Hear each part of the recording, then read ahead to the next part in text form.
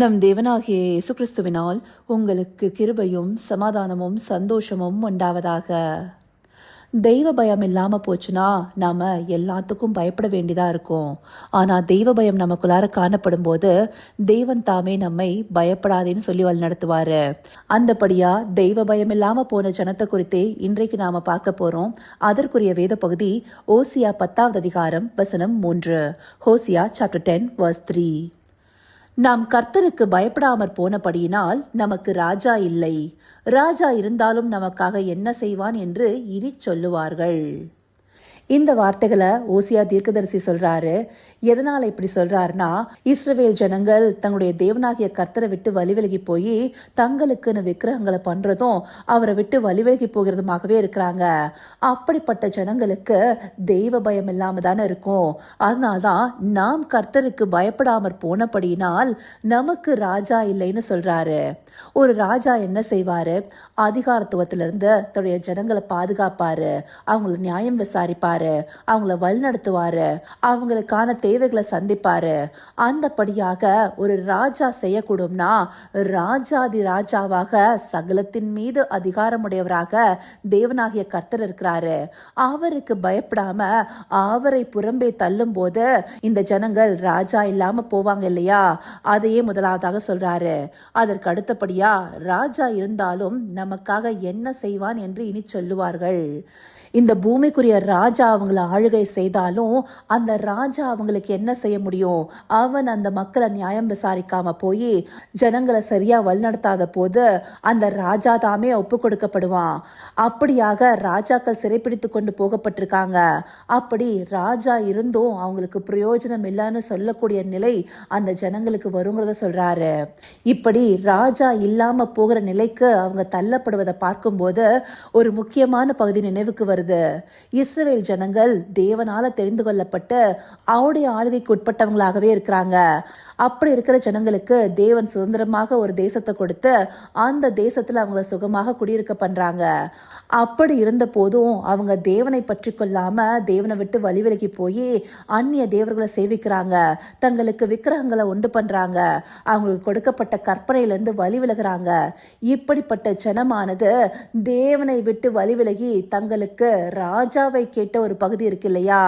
1 Samuel 8வது அதிகாரத்தை எடுத்துட்டோம்னா சாமுவேல் இடத்துல போயிட்டு அந்த ஜனங்கள் என்ன சொல்றாங்கன்னு 5வது வசனத்துல பார்க்கும்போது, இதோ நீர் முதிர் வயது உள்ளவரானீர், உம்முடைய குமாரர் உம்முடைய வழிகளில் நடக்கிறதில்லை, ஆகையால் சகல ஜாதிகளுக்குள்ளும் இருக்கிறபடி எங்களை நியாயம் விசாரிக்கிறதற்கு ஒரு ராஜாவை ஏற்படுத்த வேண்டும் என்றார்கள்.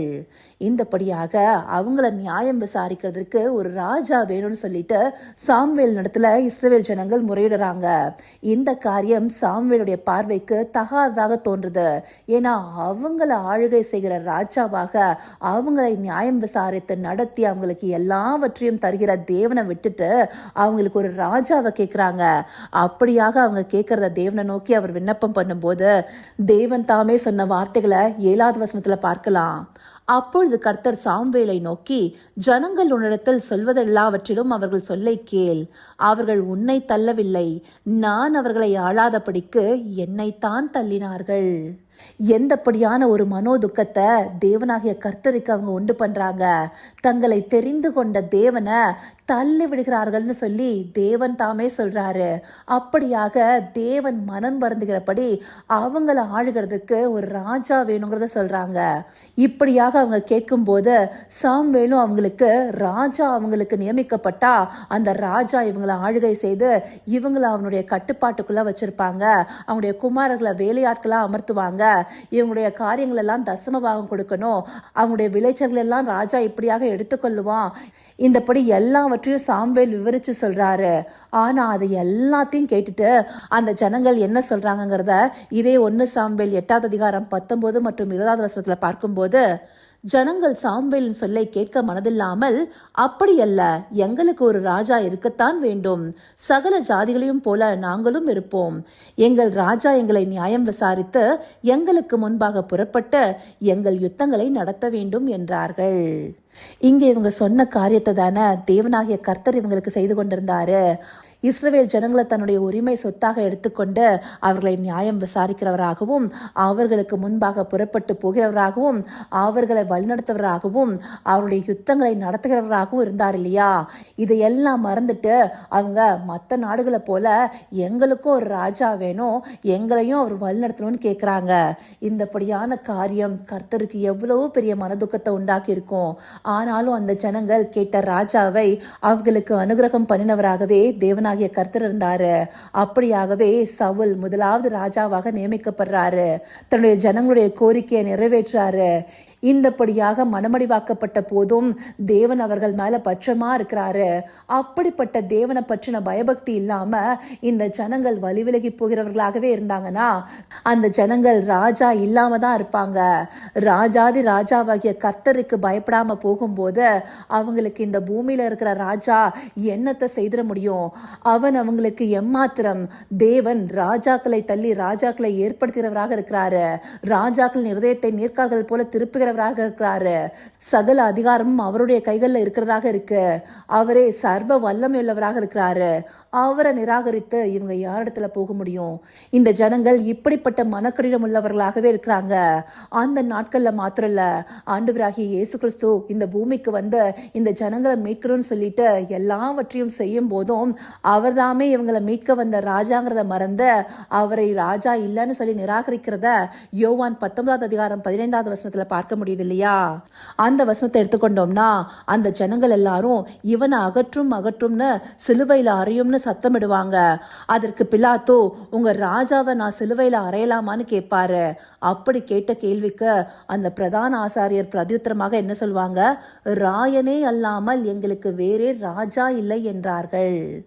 இந்த இடத்துல அவங்கள அடிமைப்படுத்தி வைத்த ரோம சாம்ராஜ்யத்தில் இருக்கிற ஒருத்தரை ராஜாவாக அவங்க ஏற்றுக்கொள்கிறாங்க. அப்படி அவங்க விரும்பாத அடிமைப்படுத்தி வைத்திருந்த ஒருத்தரை ராஜாவாக ஏற்றுக்கொள்கிறவங்க கிறிஸ்துவை ராஜா இல்லைன்னு சொல்லி நிராகரிக்கிறாங்க. இந்த ஒரு அவல நிலைய நாம தேவனுக்கு செய்து கொண்டிருக்கிறோமா? நாமும் தேவன் தெரிந்து கொண்ட ஆவிக்குரிய இஸ்ரவேலர்களாக இருக்கிறோம். நம்மை அவர் தனக்காக பிரித்தெடுத்து நமக்கு ராஜாவாக இருக்கிறாரு.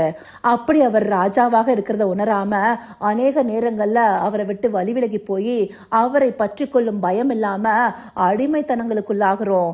அப்படி ஆகும்போது அவரை மனமடிவாக்குறோம். அவருடைய ஆளுமையை நாம நிராகரிக்கிறோம். அவங்க எப்படி தேவனை தனக்கு ராஜா இல்லைன்னு சொல்லி நிராகரிச்சாங்களோ அந்தபடியாகவே நம்முடைய செய்கைகளின் மூலமாக தேவனை நிராகரிக்கிறவர்களாக இருக்கிறோம். இப்படிப்பட்ட வாழ்க்கைக்குள்ளார சிக்குண்டு போகலாமா? நம்மை ஆட்கொண்ட ராஜாவை நாம சேவிப்பவர்களாக, அவருடைய சத்தத்திற்கு செவி கொடுப்பவர்களாக, அவருடைய ஆளுகைக்கு உட்பட்டவர்களாக இருக்கணும். நாம ஒரு விசையா நிதானிச்சு பார்க்கலாம். இந்த பூமியில அதிகாரத்துவத்தில் இருக்கிறவங்களும் இல்ல ராஜாவை போல உயர்ஸ்தானத்தில் இருக்கிறவங்களும் நமக்கு நியாயம் செய்கிறவர்களாக இருக்கிறாங்களா? இந்த நாட்கள்ல நடக்கிற அநியாயங்களை பார்க்கும் போது இந்த காரியங்களை நடப்பிக்கிறவர்களாகவே அந்த மக்கள் இருக்கிறாங்க. அப்படி இருக்கும்போது நமக்கு யார் நியாயம் செய்ய முடியும்? நம்முடைய தேவனாகிய கர்த்தர் மாத்திரமே. அவரை பற்றி கொள்கிற பயபக்தி நம்மிடத்துல இல்லாமற் போகும்போது நாம இந்த உலகத்துல இருக்கிற சின்ன சின்ன காரியங்களுக்கும் பயந்து போக வேண்டியதாகவே இருக்கும். அப்படிப்பட்டவர்களாக நாம இருக்கக்கூடாதுங்கிறதுக்காகவே இந்த பகுதிகள் நமக்கு காண்பிக்கப்பட்டிருக்கு. இதை உணர்வுள்ள இருதயத்தோடு பார்த்த தெய்வ பயத்தோடு தேவனையே பற்றி கொண்ட இந்த உலக காரியங்களுக்கு பயப்படாமல் இருக்க அவரை நோக்கி பார்ப்போமா? கர்த்தாவே, தேவாதி தேவனே, உமக்கே இந்த வேளையில் நன்றி செலுத்துகிறோம் ராஜா. அப்பா, இந்த உலக ராஜாக்கள் எத்தனை பேர் இருந்தாலும் அவர்களுடைய ஆளுகை எங்களுக்கு நியாயம் செய்ய முடியாது, எங்களை நடத்த முடியாதுங்கிறத அறிந்து கொண்ட உண்மையான ராஜாதி ராஜாவாகிய உண்மையே பற்றி கொள்வது நலமானதுங்கிறத இந்த பகுதிகள் மூலமா எங்களுக்கு காண்பிச்சிருக்கீங்க தகப்பனே. அந்தபடியாக உமக்கு பயப்படுகிற பயத்தை காத்து கொண்டவர்களாக, உம்முடைய வழிகளில் நடக்கிறவர்களாக நாங்கள் இருக்கணும் ராஜா. உம்மை பற்றி கொள்கிற பயபக்தி எங்களிடத்துல காணப்படணும் தகப்பனே. அப்படியா இருக்கும் போதே இந்த உலக காரியங்களுக்கு நாங்க பயப்படாம உம்மால் நடத்தப்படுவோங்கிறத எங்களுக்கு தேவரையே தெளிவாக புரிய வைத்த தயவிற்காய் நன்றி செலுத்துகிறோம். சகலவித துதி மகிமை கனம் யாவும் ஒருவருக்கே செலுத்துகிறோம். இயேசு கிறிஸ்துவின் மூலமாய் வேண்டிக் கொள்கிறேன் பிதாவே. ஆமேன், ஆமேன்.